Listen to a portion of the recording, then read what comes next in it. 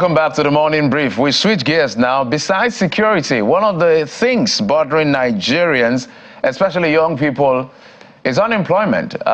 It's almost like a cliche talking about unemployment in the country. We did say that before the NBS, National Bureau of Statistics, changed their methodology to reflect the ILO standard, it was standing at over 30%, but now they say it's 4.2. So some people are not sure what to make of that number, but it's prevalent. Unemployment is all over the place. But there are people in the country that are making the most of the situation, that despite all of this, they found a way somehow to just make ends meet, and they are doing quite well in their chosen fields of endeavor, which is the reason why we're bringing them. Maybe could serve as a motivation for everyone out there who is saying, look, I've gone to school, I've graduated, I had a first class, I had a 2-1 or whatever you graduated with, but there are no jobs for me. What can you do whilst you're waiting for that dream job? Or can you be that job creator or employer of labor? That's why we're being joined in the program by a sales representative in our Lagos studio here, Ms. Victoria Oyama. Ms. Victoria, thank you so much for coming on the program. Thank you for having me. You're not smiling. I thought you make a lot of money. You should be smiling. We also have digital entrepreneur, digital marketing, media, and growth strategist, as well as a life coach, Dr. Samson Olatunde. Thank you, sir, for coming on the program. Thank you. Thank you for having me. Let me start with you. They say ladies first. Because the whole idea of this conversation is about the fact that, look, despite what is going on, I was able to make the most out of the situation, and I'm where I am. Maybe you can walk us through your personal journey for a start. Then we can build up the conversation from there. Okay. So in 2015, I graduated from sociology department. That's Unical. Oh, you're Malabres. Yes, I am. Malabites or Malabres? There you go. Yeah. Okay, so afterwards, I went for my NYC, which was in Ilorin. So that was 2017, 2018. After that, I went into sales. So that's how it's been. Like, it was very difficult getting employed because my dream job was being a human resource manager. So, but that didn't come true because I tried putting CVs here and there, and then I didn't get the job I wanted. So I decided to go into retail sales, which is online marketing. So I sell hairs, I sell wigs, you know, braids and all. And those things are not cheap. Because I see deals from my wife, so we are not cheap. Where your money is going to. Maybe let me just throw it to Bukola. Bukola, I can take it up from there. It's all yours now. Okay. Well, you didn't allow her finish her story. No, I thought you were done. You're not done. Okay, go ahead. I don't think she's done yet. That's basically what I'm doing right now. So you're basically selling human hair. Yes. And other things, I believe. Okay, let me come to you, Dr. Olatunde. She said something significant, which is the story of most young Nigerians. They studied something, but they're doing something entirely different. I know master's degree holders who have become e-hailing cab drivers. I know master's degree holders who are, what do they call them now? Front desk officers, and you know what's that glorified word for messengers in offices. There are teachers who are not necessarily teachers who wanted to be teachers in the first place, but because they didn't get their dream jobs. So you are the life coach. What would you say to them based on your own personal experience, what you've been able to achieve for yourself? So I think that basically, if you look at what is happening in the educational system, you realize that the curriculum that we have needs a lot of overhauling, in the sense that what they're teaching us is just people get into school just to pass their exams, not really about the aftermath of the school, right? So maybe I'm lucky enough to get into school, study business administration, and then I'm in business.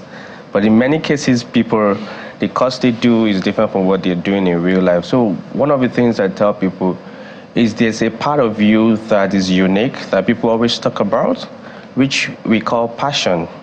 I mean, so how do you understand the business side of your passion is what gives you money in the marketplace. Now, you have a lot of professors who are extremely poor, Why are they poor? They're knowledgeable, but they don't understand the business side of that knowledge that they have. And then you know that knowledge has two keywords, know and edge. What you know gives you an edge, but application of what you know gives you the money that we are talking about. So the reality about this is that people need to begin to think about what they are passionate about or the opportunities in the marketplace and see how they can turn it into business. Now, just take an example from our story. She tried submitting CV and she realized that I think I have a side of me that I can jump on to look at a way of solving critical needs in exchange for value. So can I become a sales rep and then begin to look for a way to meet people's needs? Now, as I sit down here, from my head to my toe, there are business opportunity. We are all wearing clothes.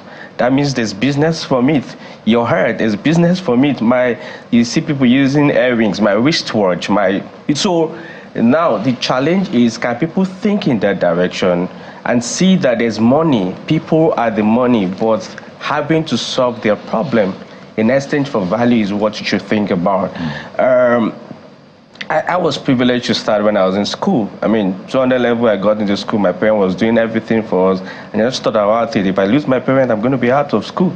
And then in my class, we had over 5,000 people receiving lectures. No mic. Was it a GST? What? It was Olabisi Obanya University. No, what course was that? Was it a GST course? It was a number. No, we had 5,000 people in my department, business administration. Okay. The whole department. Okay. Yes, the whole department. Okay, I was scared. We need to be clear. Okay. So when you get into school, there's no LED screen, no sound. You have to get into that place so that you can sit in the first 3 rows, right? If not, then you go read and then look for a way to pass your exam. And then I saw opportunity. These are people. And then then they will tell you that you cannot be gainfully employed if you don't know how to use the system. And that was my joker. That was what I was selling. What will happen to you after you have left school 4 years and you don't know how to use the system? You cannot be gainfully employed. So I began to look at, okay, how can I show people how to use the system in exchange for value? So can I do an after class? Can I go to school fellowships? And that was how I started. So you basically helped people with, let's say, computer literacy, which was big at that time. Yeah. Still big now. A fantastic story. I'm glad you also shared some part of your personal story with us, so a lot of people can perhaps see themselves in your story. And I'd like to come to you. How much do I need to start a business? Maybe you'd be specific, hair business. Okay, yeah, but the average amount to start, well, hair business is doing well, and we can tell because we see where the money is going to these days. But how much would you need to start a business? What are the things you need to put in place if you want to start a business? And start by employing yourself first. For you can share your personal experience. How much did you start with? You can share some part of your profits. LIS is not listening. So a lot of people see that, okay, these things are actually possible. So it's not as much as how much you can start with, especially in the world we are in now. It's digital. So sometimes just from the comfort of your home, it depends on what you're looking at. Like for the hair business, you don't need so much capital to start. You could start small. It depends on what you have. And then you put it out there. And the world would, start looking at it. And that's how you make money from it. So people buy these things from you? Yes. On an average, how much sales do you make? You mean in a month or in a day? Wow. And in addition to that, how much really do you need? I'm sure that a lot of Nigerians would like to know, how much do you really need to start a hair business? So it depends. You could start with hair blends.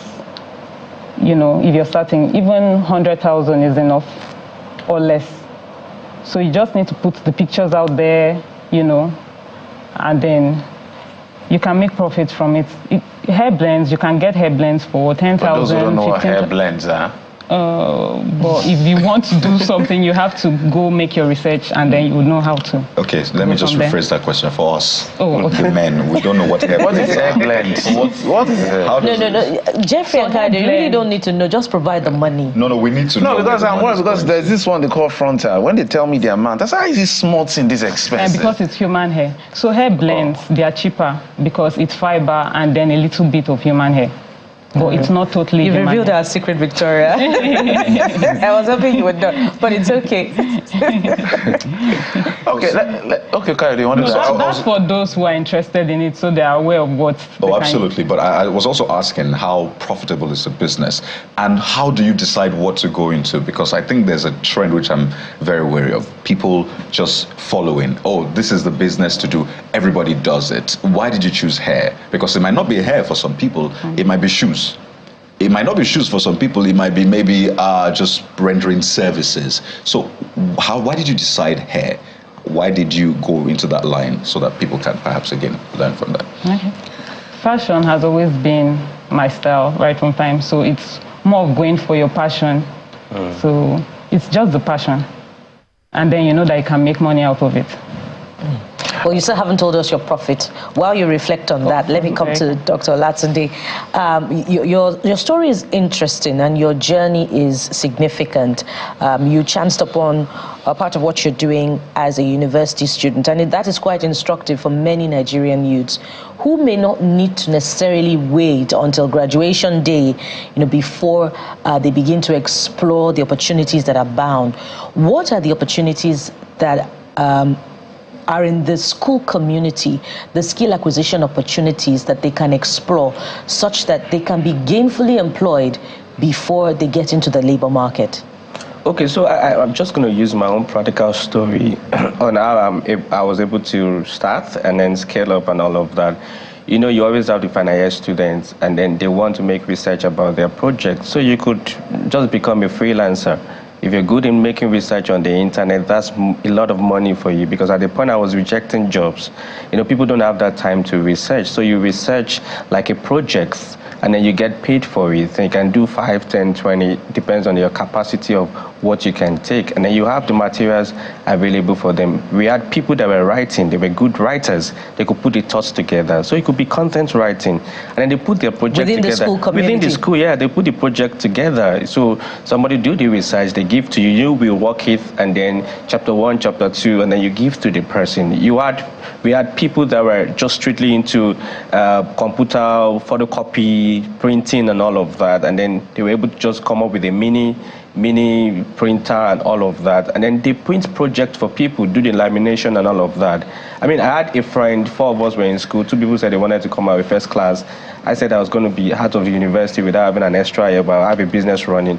And the other guy was a photographer, so he's always praying for this lecturer not to come to class on time because before the lecturer comes in, he's taking a lot of pictures. Before the lecturer comes back, he's printed it, and he was strictly making money. I mean, by the time we were leaving school, final year, he had 4 studios to himself, right? So it means that he made the money from the opportunity by trying to just take pictures of people, looking for where to print it, making it available, and then put his charges on it and all of that. That means that that's business opportunity within the school environment, which is practical that I saw.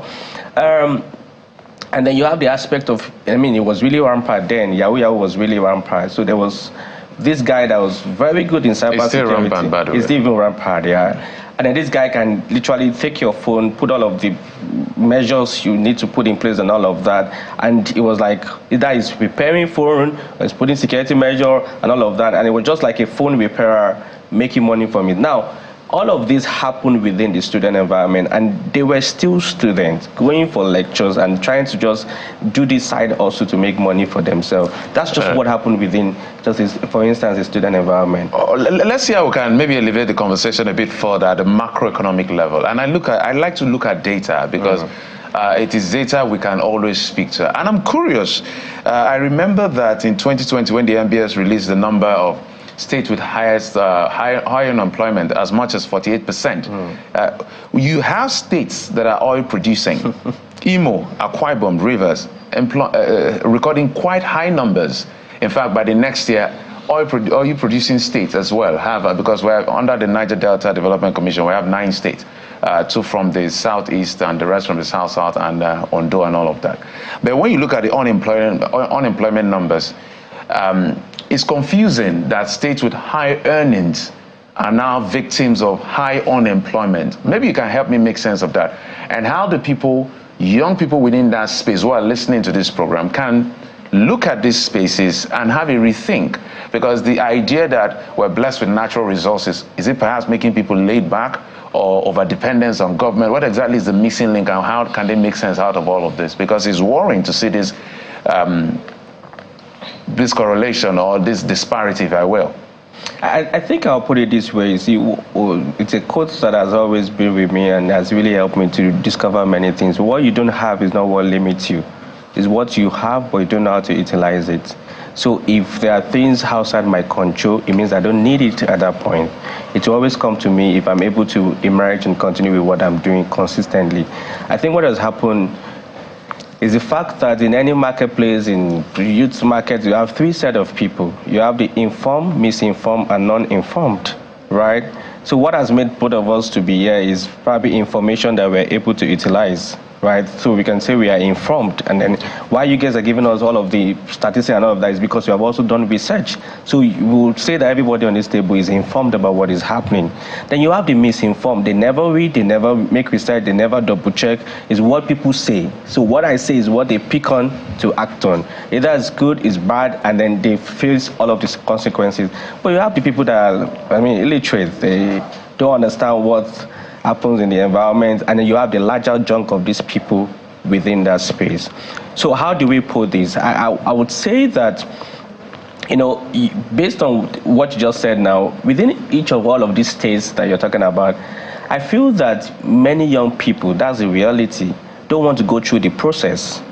They just want to jump into the shortcuts and get things happen. Now, this is a journey of over 17 years for me in the tech space, right? Without leaving the tech space, consistently looking for a way to emerge and look for opportunity, I would have moved to other markets. But I realized that, there's a lot within this tech space that can make money for me. So if people can pull through, so what you're currently saying, we can't say why those people within the states that has a lot of resources are not doing well. But generally, I'll put it this way, that many people that are doing amazing stuff out there are people that have looked at the problem, but realized that we have the problem. We have the problem of insecurity. We have the problem of on infrastructure.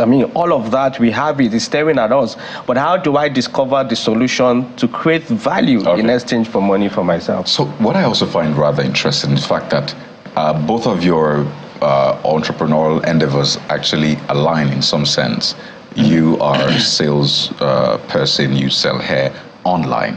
And you are a digital entrepreneur. Good. And I think this speaks to the fact that there must also be partnership. If you want to go far, they always say you can't go alone. If you want to go fast, you can go alone. But if you want to go far, you have to go with people. But just one advice from each of you as we wind down. And I'd like you to speak to handling, because if you're doing business, you have to handle clients, interface with customers. And they say customer is king until they stop paying you or they are owing you. They're no more king. So one advice from each of you as we wind down on this conversation. If there's someone out there who wants to pursue this entrepreneurial dream, which by the way is not easy, as I've heard. So my advice to anybody who wants to toe the path of being an entrepreneur is to know that it's not easy, because when you start, it's going to be very slow.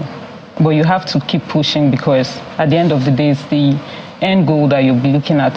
So as much effort as you put in, you'll get results. Everyday stories. So what's your, is it handle, business name? If I want to buy hair, okay, not me, but everybody wants to buy hair from you, where do they go to? So I have a page on TikTok. Right. So you use TikTok? Yes. Fantastic.